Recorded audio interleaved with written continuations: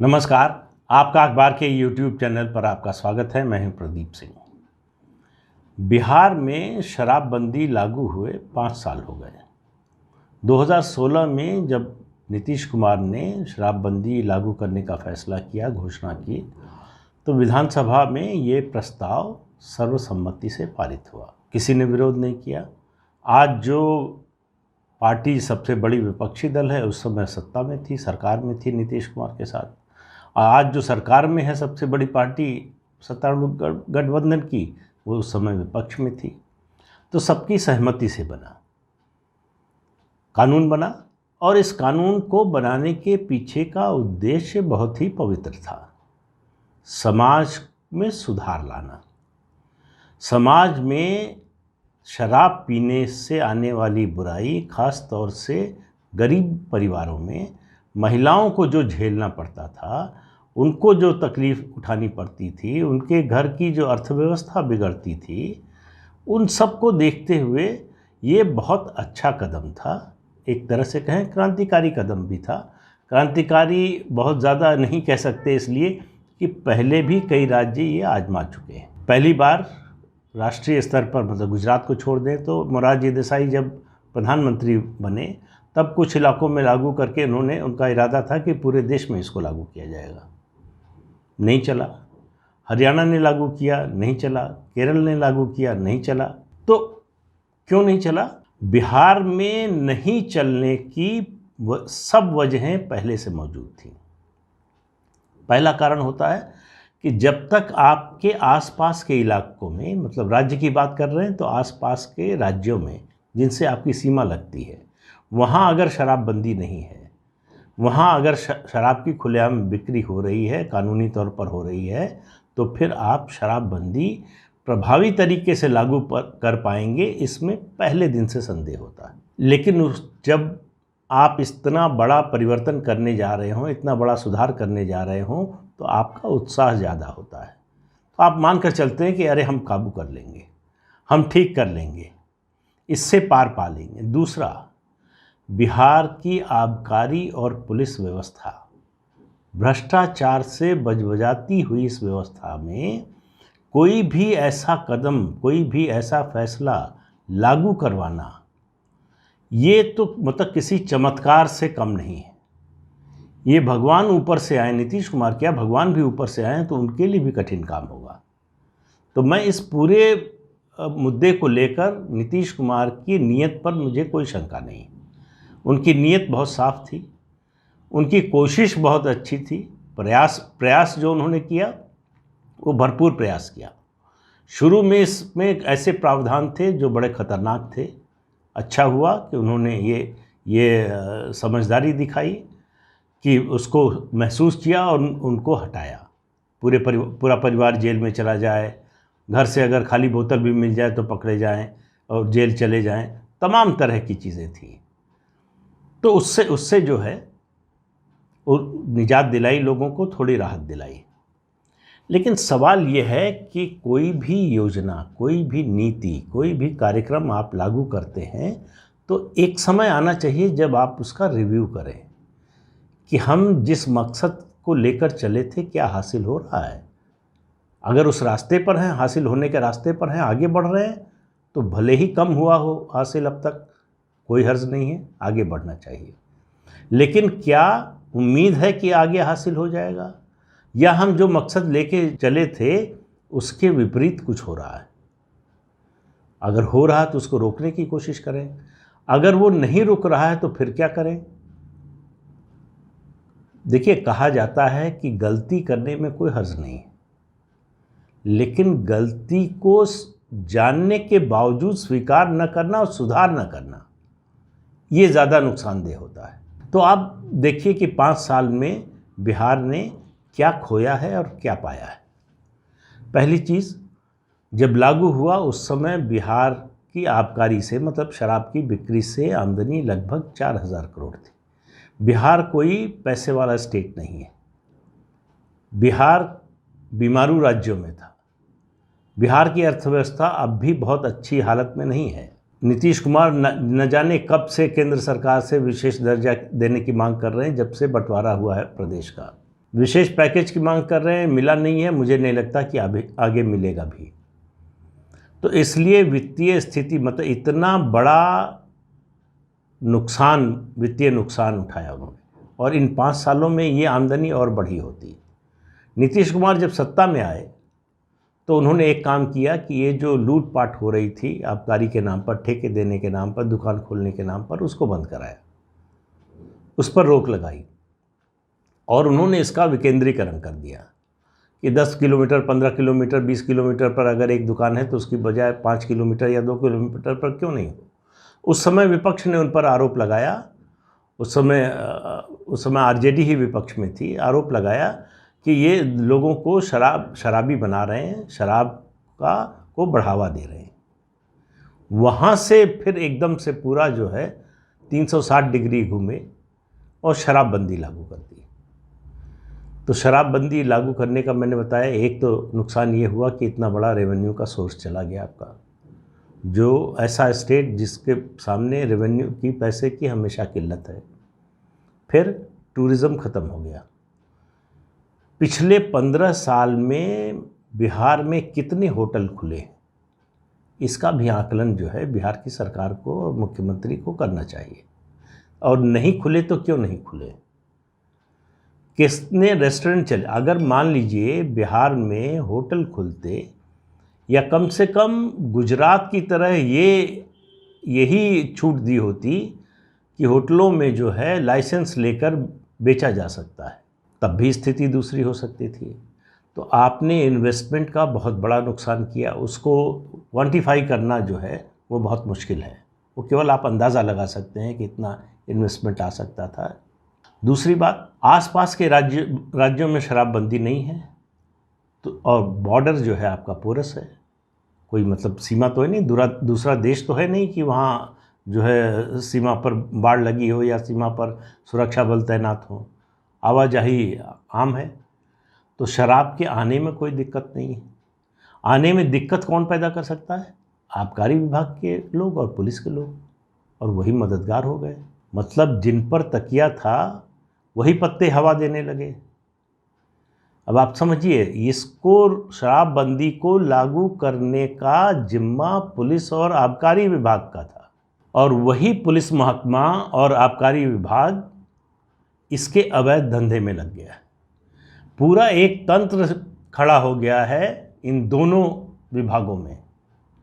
इसका अंदाज़ा आप इस बात से लगाइए कि पिछले 5 साल में आबकारी विभाग और पुलिस के 6000 कर्मियों को राज्य सरकार बर्खास्त कर चुकी है। और अपने समाज में है, दुनिया भर में है कि चोर वही है जो पकड़ा जाए। तो ये वो लोग थे जो पकड़े गए, लेकिन जो नहीं पकड़े गए वो इनसे कई गुना ज़्यादा है। उसके अलावा 60,000 गाड़ियों को जब्त किया, 4 लाख लीटर शराब जब्त की गई। और आप पुलिस के काम करने के तरीके से अगर वाकिफ़ हैं तो आपको पता होगा कि ज़्यादातर मामलों में, सब में नहीं, ईमानदार पुलिस वाले भी हैं और अच्छी खासी संख्या में हैं, हर जगह हैं, हर क्षेत्र में हैं ईमानदार लोग। लेकिन आपदा को इस तरह अवसर में बदलने वाले भी लोग हैं। तो 4 लाख अगर बरामद करके दिखाई है तो आप मान लीजिए कि 10 गुना नहीं तो इसका 5 गुना तो निश्चित रूप से पकड़ा होगा। अगर नहीं पकड़ा तो सवाल ये है कि बिहार में शराब सहज रूप से उपलब्ध कैसे है? बस डर ये है कि आप पकड़े न जाएं, कोई देख ना पाए। बिहार में शराबबंदी के दौर में शराब की होम डिलीवरी चल रही है। ये संभव ही नहीं है कि प्रशासन को, पुलिस को पता ना हो। तो जाहिर है कि उनकी रजामंदी से, उनकी हिस्सेदारी से चल रही है। अब हाल में एक घटना हुई जहरीली शराब से, बड़ी घटना हुई, दो छोटी घटनाएं हुई, 36 लोगों से ज़्यादा की जान चली गई। घटना की सूचना मिली मुख्यमंत्री को तो उनका सार्वजनिक पहला बयान था कि गड़बड़ चीज़ पियोगे तो यही होगा। अब आप देखिए कि ये बयान, इसको किसी भी तरह से संवेदनशील बयान तो नहीं माना जा सकता। आप इस बयान के जरिए क्या संदेश दे रहे हैं? जिन लोगों ने वो शराब पी उनकी आलोचना कर रहे हैं, ये तो ठीक है। सवाल ये है कि ये तो आपकी सरकार की जिम्मेदारी है कि ये शराब बने नहीं, और बने तो बिके नहीं। वो शराब, जो लोग मरे हैं वो शराब बनाने वाले नहीं हैं, शराब बेचने वाले भी नहीं हैं, वो खरीदार थे। तो खरीद तब रहे थे जब मिल रहा था, और मिल तब रहा था जब बन रहा था। तो इस एक बयान से आपने जो शराब बना रहे थे और जो शराब बेच रहे थे उनको बरी कर दिया, कि जिन्होंने पिया उनकी गलती ज़्यादा हो गई। और मकसद क्या था शराबबंदी का? इन्हीं गरीबों की अर्थव्यवस्था बचाने के लिए, परिवार बचाने के लिए। तो अर्थव्यवस्था बची कि नहीं पता नहीं, लेकिन परिवार तो ख़त्म हो रहा है। अगर घर का कमाने वाला आदमी जहरीली शराब पीकर मर जा रहा है तो कौन सी अर्थव्यवस्था बचेगी, कौन सा परिवार बचेगा, कौन सा समाज सुधार होगा? तो मैं शराब पीने के या किसी भी नशे के समर्थन में नहीं हूँ। न मैं कोई नशा करता हूँ, न आज तक किया है, न करने का भविष्य में कोई इरादा है। तो इसलिए ऐसा नहीं है कि मैं शराब पीने वाला हूँ इसलिए जो है वकालत कर रहा हूँ कि जो है शराबबंदी ख़त्म हो जाए या इस पर पुनर्विचार हो, बिल्कुल नहीं। लेकिन सवाल ये है कि कोई भी नीति होगी तो उस पर आप विचार तो करेंगे। सोचना तो ये पड़ेगा कि कैसे आप ही के नाक के नीचे आपकी पुलिस में एक इतना बड़ा तंत्र खड़ा हो गया है जो शराब माफिया की तरह काम कर रहा है, दूसरे राज्यों से शराब आने में मदद कर रहा है, उसके वितरण में मदद कर रहा है, बेचने में मदद कर रहा है, जिनके पास जा रही है उनकी तरफ से आंखें मूंद कर उनको पीने में मदद कर रहा है। तो इससे क्या, किसको हासिल क्या हो रहा है? क्योंकि देखिए, शराबबंदी से पहले की स्थिति, बिहार कोई पंजाब, केरल या हरियाणा की तरह ड्रिंकिंग स्टेट नहीं था। शराब पीने वालों की संख्या बहुत ज़्यादा नहीं थी। उसके बहुत से कारण हैं। उनमें कुछ कारण ये है कि बिहार अब भी जो है बहुत अर्बनाइज्ड स्टेट नहीं है, ग्रामीण अर्थव्यवस्था अब भी प्रमुख है, तो समाज का एक दबाव होता है। पारंपरिक समाज है जहाँ शराब पीना अच्छा नहीं माना जाता है। तो ये सब, इन सब कारणों से शराब जो लोग पी रहे थे, अगर उनको आप, अब ये एक सुझाव है, ये भी गलत हो सकता है कि अच्छी शराब कम कीमत पर उपलब्ध कराते तो शायद ज़्यादा वो बेहतर होता, बजाय इसके कि शराबबंदी करके आपने शराब को महंगा कर दिया। उपलब्धता नहीं कम हुई है, मिलने में शुरू में बहुत दिक्कत हुई, अब मिलने में दिक्कत नहीं होती है। तो अब वो महंगी हो गई है, वो चाहे अमीर पी रहा हो खरीद के, चाहे गरीब, दोनों के लिए दाम बढ़ गया है। और पुलिस के लिए जो है आय का एक बड़ा साधन बन गया है। तो पुलिस, जिसको कानून व्यवस्था पर ज़्यादा ध्यान देना चाहिए था, वो शराब का धंधा चलाने में लग गई है। अब इसका असर क्या होगा, कानून व्यवस्था पर क्या होगा, जो दूसरे विभाग हैं उन पर क्या होगा? तो कुल मिलाकर 5 साल का हासिल ये है कि शराब पीने से लोगों को आप रोक नहीं पाए। शराबबंदी में शराब चालू है, नीति शराबबंदी की है। और शराब, मुझे नहीं लगता, अगर कोई सर्वे किया जाए तो आपको पता चलेगा कि 2016 से पहले बिहार में शराब की जितनी खपत थी शायद आज ज़्यादा है, क्योंकि लोग होड़ भी करते हैं कि अभी मिल रही, फिर आगे मिलने में मुश्किल ना हो, आने में दिक्कत ना हो।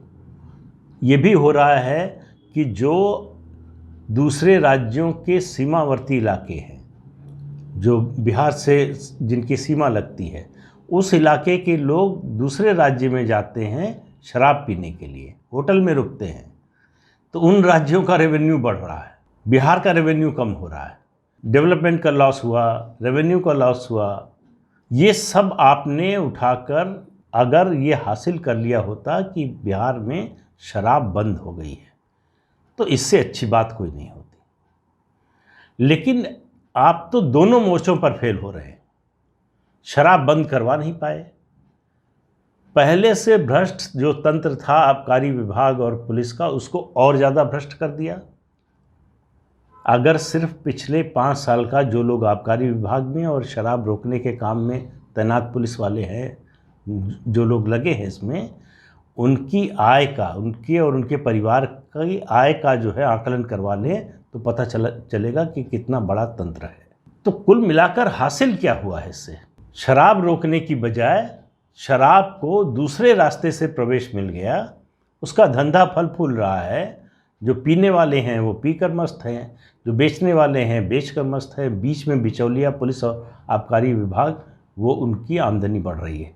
तो आप एक तरह से कह सकते हैं कि नया तंत्र विकसित किया है, रोज़गार के नए अवसर मिल रहे हैं, पुलिस वालों की आय बढ़ाने का अवसर मिल रहा है।